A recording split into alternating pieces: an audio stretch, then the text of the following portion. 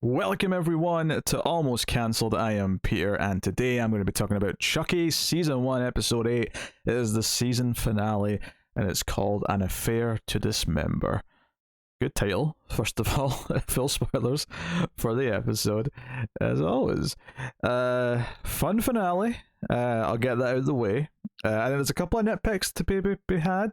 And one ending that is absurdly dark for a character who I like, and like like so it's just super. Yeah, we'll talk about that. But it may have had the most Chucky on screen the whole season, which is not a surprise. It makes sense they would like really make sure there's a lot of budget in the finale to have a lot of Chucky. That makes a lot of sense. And we have the aftermath of everything Junior did last episode, and also his ending. He meets his demise. In fact, that entire family, Junior, Logan, and Bree, are all dead by the end of this episode, which is, like, where's Jake going now? Where's Devin going now? Is Lexi going to convince her mother to like let them both stay at her place? Like, that's a lot. Like, hey, have two new teenagers, who also are boyfriends and might try to get up to some hanky panky in the middle of the night. I jest. But a lot of fun stuff. There was one thing that as I was watching the episode I thought I might like have a big problem with. But then it did the like reveal later on, and it was like, oh, okay. And I'll just say what that is. So that's the, I thought it makes it look like Andy and Kyle both get killed off in an explosion. An explosive device that Glenda from Seed of Chucky apparently made. And obviously Devin's there too, but Devin's by the window, and of course like Jake's upset when he thinks Devin's dead. And I kind of like, I knew Devin was okay. Like, he was clearly going to like walk into the room when he was there, and it was a nice sweet moment, really well played. No problems with that. But there was kind of like just like a little bit of an anticlimactic kind of feeling to these two characters from the original movies that you've been sort of building up to for a few episodes, that fans of the franchise who knew these characters were going to pop up were waiting on all season, and you just like have them accomplish nothing and then die in an explosion. I was ready to kind of complain about that. I was ready to feel kind of miffed about it. So I was very happy that at least one of them survived.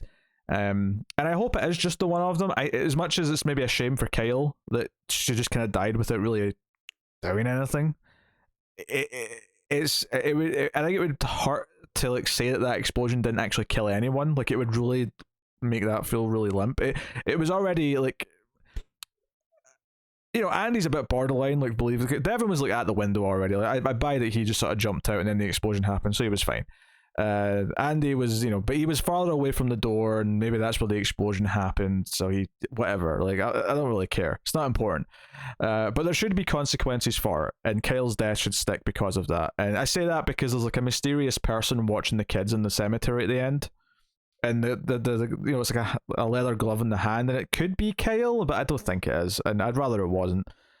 So that's that. But yeah, but Andy turned out to be alive, and got to try and commandeer the truck full of Chuckies. Although Doll Tiffany shows up and holds him hostage, so that's actually one of the things that are left open. As our ending with Chucky in the meta like presentation at the end, where he's sitting by the fireplace. Not only does he give us his kill count for the season, which was really funny. But he also points out that there's a few loose ends here, and by the time this aired, we knew it had been renewed for season 2. Which, by the way, it's been renewed for season 2, and clearly they were hoping for that, because they left a few things like, okay, there's that sort of happy ending that ends the season. Our trio of characters have their endings for the season. Their arcs are complete for the year. But they've really been set up as our main trio going forward. So, which, if nothing else, if it succeeded in something, it was building like a trio of young characters who it's going to be fun to see come back for season 2 and root for and be kind of on board with. And they can really tease the crap out of us with maybe killing one of them at some point. Although, admittedly, it does kind of feel like they have a little bit of plot armor right now. But it's kind of hard to avoid that feeling, I think, in a show like this.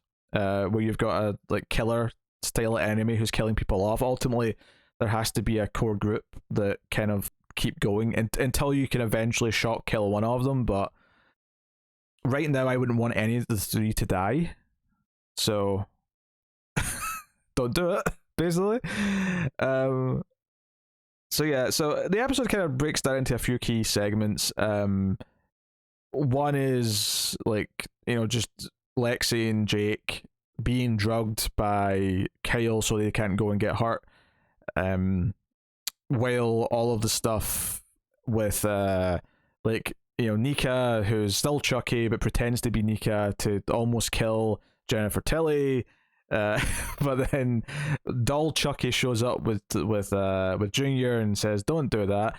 And he sort of, what I really like about the characterization of Tiffany, is particularly in Jennifer Tilly, is this idea that she, despite the fact that Chucky keeps like proving to be a loser or keeps proving to like not like be loyal to her and keeps eventually getting tired of her and betraying her, she always, like, if she has like a new version of Chucky, that she can feel like the old Chucky again, where she'll sort of fall for the spell, like, and it happens in this scene where she's like, "F you, Chucky," and then turns to the doll and says, "Thank you, Chucky."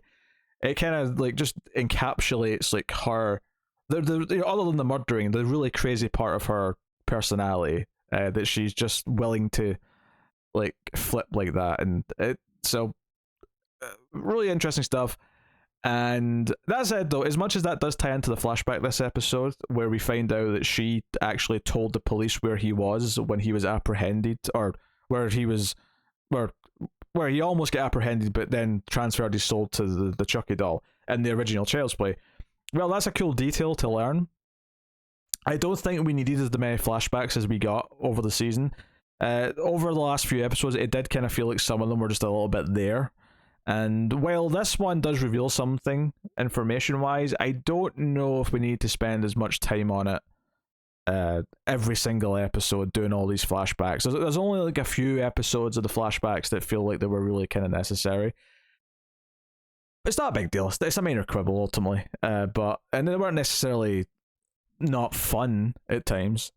The performances and the dubbing were entertaining by and large, but they weren't super necessary, and ultimately just kind of padded things out a little bit, I think.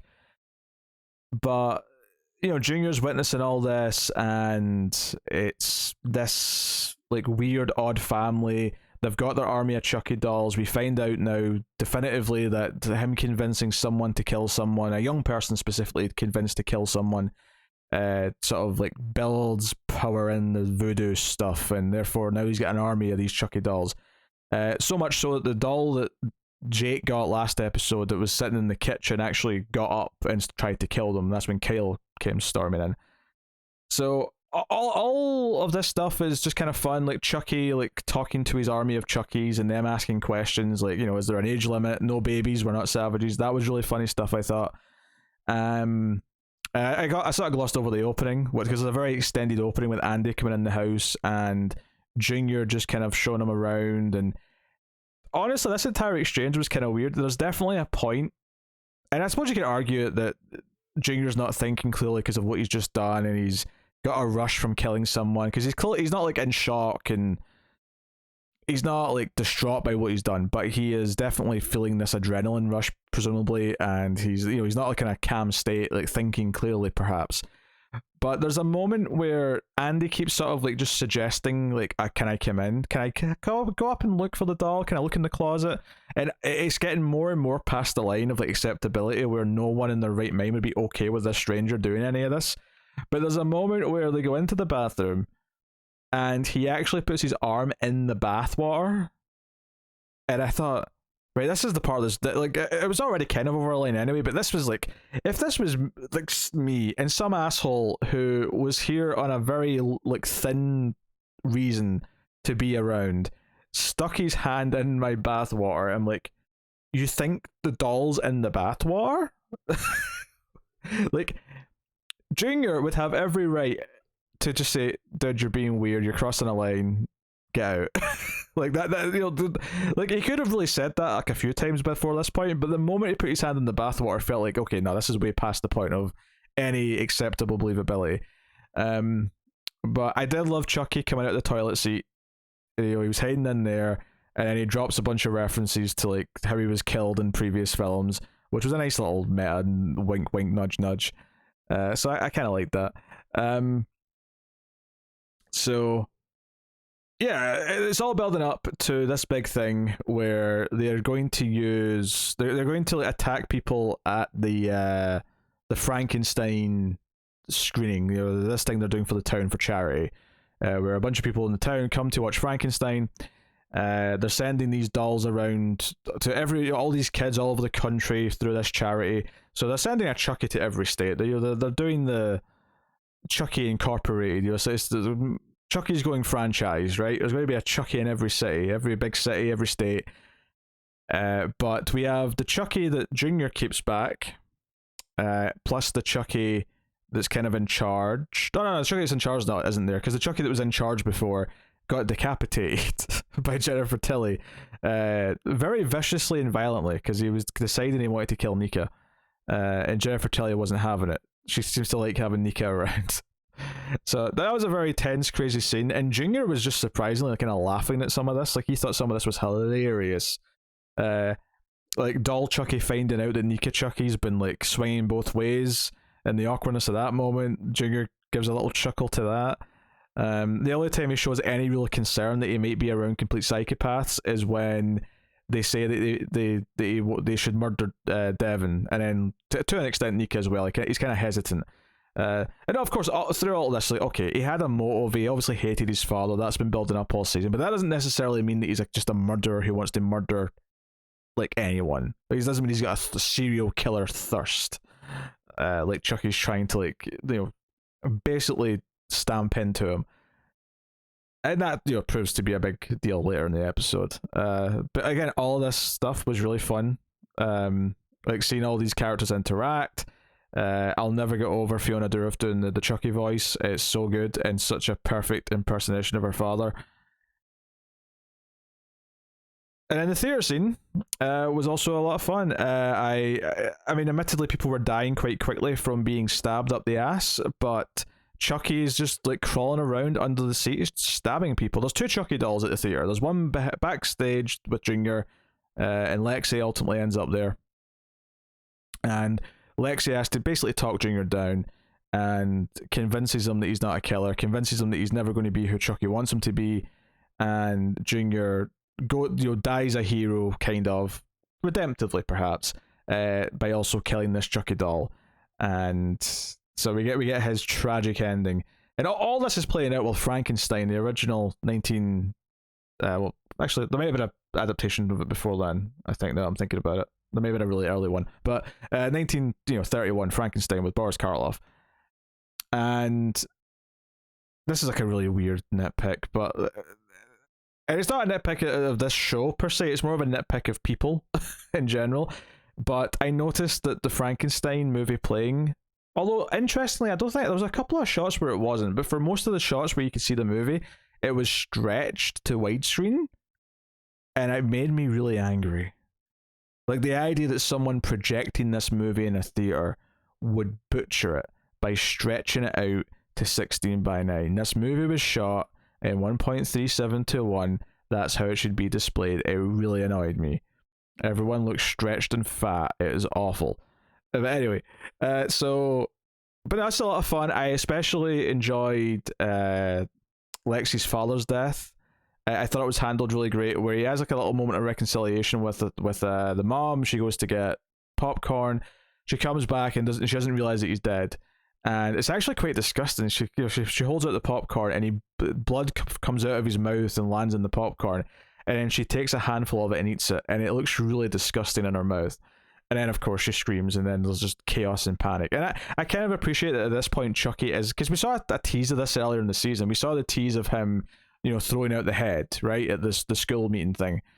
Whereas here, it's like, no, he's actually just like causing complete chaos and stabbing as many people as he can until Jake and Devon come in and deal with it. And notably, Caroline just sits there and doesn't care that they're screaming and dying around her.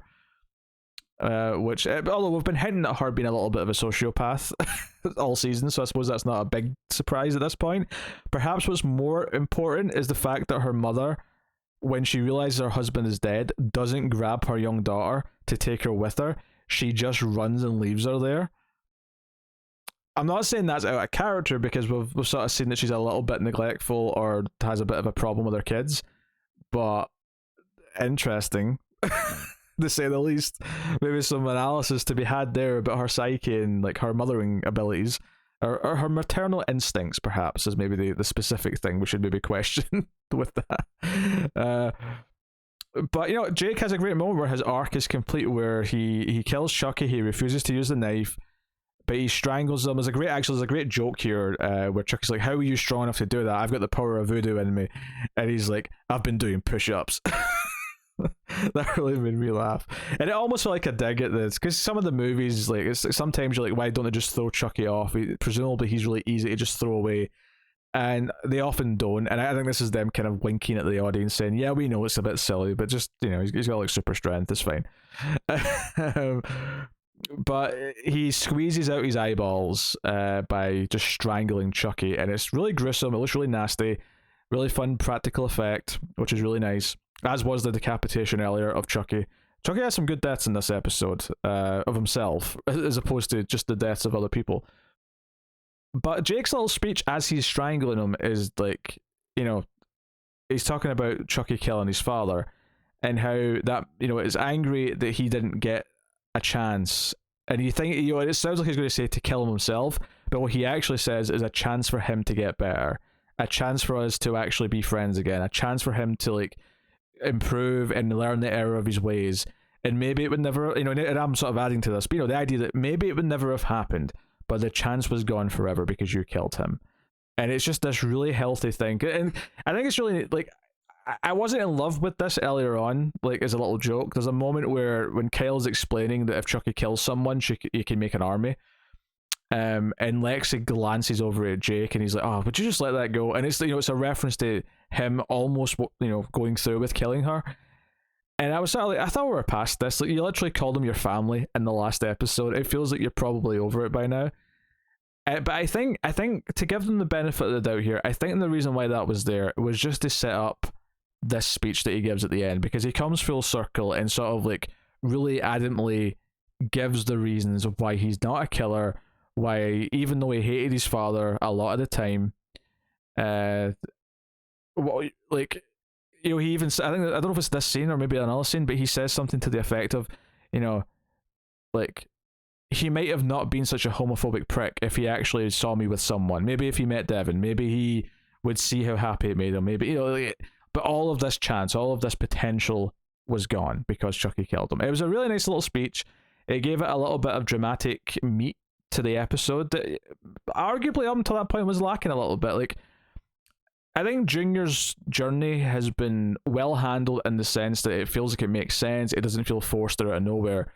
But I will say the emotion itself was maybe a little lacking, is like Lexi's crying, pleading with him not to be a killer. I don't know if it got me to the point where I cared about him enough to really give a shit about him not turning to the dark side or making a face turn right before he dies. And it's not like a super big, because like ultimately Chucky movies, Child's Play movies aren't like something I go into expecting like excellence. If anything, this show's like goals and ambition is like far beyond what a lot of the original movies were, in the sense that now it's actually trying to have these strong character arcs, and I think some of them have worked better than others, and that's cool. So while there is maybe like a fault here of that this not feeling as big as it should, I do think Jake's speech does feel like a big season ending speech. And I do think like the three kids, like when they hug at the end outside the theater, when they're sort of left there standing and they sort of like Andy gives them the thumbs up as he's stealing all the Chucky dolls, it does feel like a really proper uplifting ending. It feels like the end of a movie, really. You know, it feels like the last couple of scenes of a movie. And then we get the other teases of things to come, and we see the teacher again, who seems like, you know, the biology teacher seems to have more going on. We kind of like just forgot about her after that one time she got arrested and questioned for a bit, and then this is the first time we're seeing her since, is just at the cemetery. Like, it looks like she maybe gave the kids a ride. I don't know if that was the implication or not, but yeah, so there's definitely things to unpack. other stuff. And the big thing, the Nika thing. Okay, so this is just mean at this point. Like, and maybe there's like an idea for this. Maybe there's like somewhere this is going. But Nika was the main character of Curse of Chucky, and she was a pretty strong character in that movie. And then in Cult of Chucky, she was in a mental hospital because she claimed, everything about the doll and whatever else. Like the specifics are, a little gone because it's been a while since I watched those movies. And she's sympathetic in there and how smart she is and how much she tries to outthink Chucky, but ultimately she loses at the end, and ultimately Chucky wins. And that's kind of that was actually a really ballsy thing. Like, I was really impressed with the ending of that movie because of that, and that led to a lot of things that's in this show. But I still like Nika, and there was always the hope that like eventually they'll get rid of Chucky from her and we'll get Nika back, because Nika's a really likable character and one that I want more of, and I want more of that Chucky impression, sure, but I'm rooting for Nika to have a happy ending. I care about Nika. As a viewer, I care about Nika. I think many of us do. If you've seen the movies, like, I don't know if you've just seen the show and not the movies, you might not that much. But if you've watched the movies, I think you care about Nika. So you see her face, and Jennifer Tilly's talking about like, oh, I've sorted this so you won't be able to do anything when Chucky's in control. And I actually did think she's probably taken off her legs. And it's really dark and sinister, but like it wouldn't be ultra dark because she couldn't use them anyway, right? And I know that's like a really cold thing, like a cold logic thing to say, but on some level, it wouldn't actually affect her life that much potentially, right? As long as everything's treated properly, and as long it's not necessarily going to alter her life that much, given what it already was.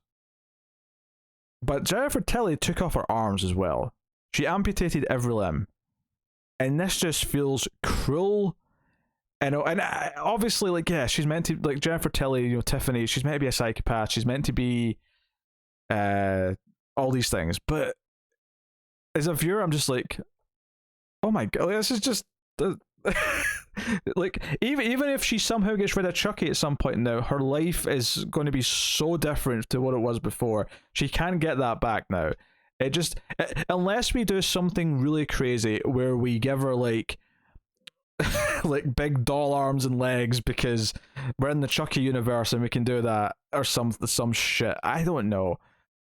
Maybe we just put her in a doll and we get like a doll Nika or something. I have no idea what you do, but this just felt so nasty and cruel in a way that wasn't funny. Like, so much of the show, when it's being dark and Chucky's doing bad shit to people, it's kind of fun. It's kind of, there's an element of silliness at times, but it's ultimately fun because it's characters who are unlikable, or it's characters who aren't. But Nika's already been through much shit. She's had her body possessed. It's been used to kill people. It's been used in just what sounds like a lot of sex that she's not consenting to. And now all of her limbs have been cut off. Look, this is worse than most of the deaths that they've inflicted upon people. Arguably all of them. So, yeah, I don't know how I feel about this Nika ending. I'm very curious as to what Mancini's plan is for this going forward. I also like that in the ending, actually, when Chucky's listing, like, we explored these themes just like Shakespeare, just like someone else. I can't remember the other name was. And just like Don Mancini. I enjoyed the meta joke there. It's something that I think Chucky can get away with. I mean, obviously, this entire last scene with Chucky is kind of out of continuity. Like, it's separate from the actual show.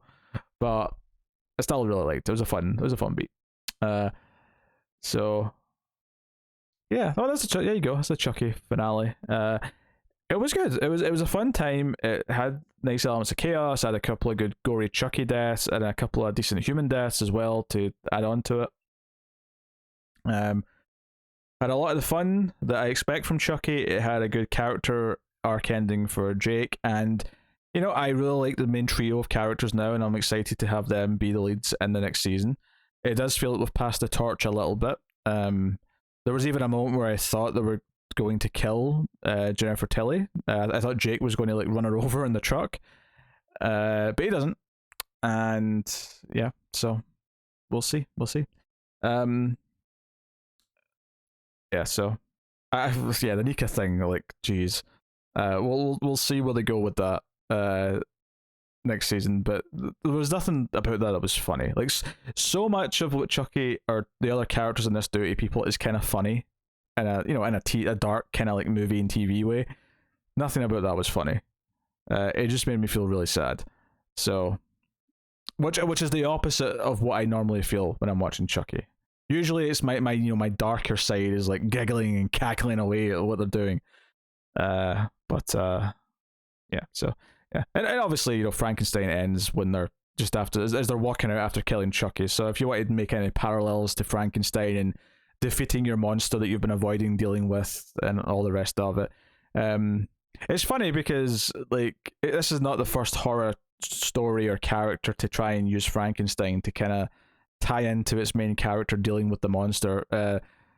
For all the faults it may have, Halloween H2O actually did this as well.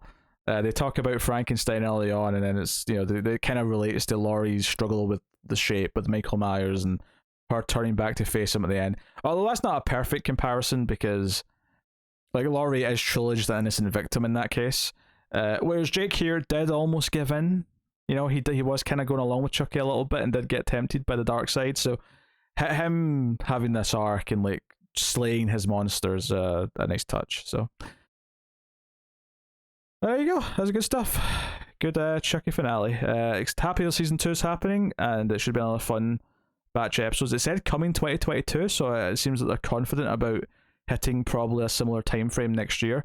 It only being 8 episodes, I imagine, or I assume it's only 8 episodes again, is probably, makes it easier to sort of feel confident they're going to do it in a year, as opposed to, and other shows have done it with more episodes, obviously, but I feel like as time is going on, we don't expect like a 10 or 13 episode season to necessarily hit yearly anymore. We kind of accept that it's a year and a half, or if you're Stranger Things, every 2 years or 3 years. So, but there you go. That is the Chucky finale. Let me know what you thought of that and the season as a whole in the comments below. I think the season was a good time. Like I say, I had to cut down the flashbacks a little bit,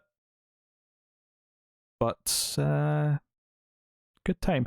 I'd maybe had one less episode. If I'm looking at the pacing of the whole season, maybe the first 3 or so could have been condensed down a little bit into like one less episode. I mean, I don't know. Like I've not thought about it too intently, but if I'm just thinking about my general feeling of the progression and when things kind of ramped up and when it felt more like I was excited about watching the show, but yeah. So let me know what you think in the comments. Like, subscribe, ding the bell, all those things that help YouTube channels out a lot. Please do them because they do help out. Is the algorithm is the dreaded thing that we all have to worship, much like Chucky worships his voodoo god. Nambala? Is that what he called it? I can't remember the thing, whoever he's praying to. But the algorithm is what we all pray to, so make sure you hit those buttons. You can also, of course, support us over in patreon.com/MailFuzzTV for as little as $1 per month and keep all the content coming that way. It's a big help, of course, so please have a look-see and see if you're interested in the bonuses. Otherwise, though, that is me. So thank you once again for watching or listening. I always appreciate it. Keep watching TV. Have you got any vanilla?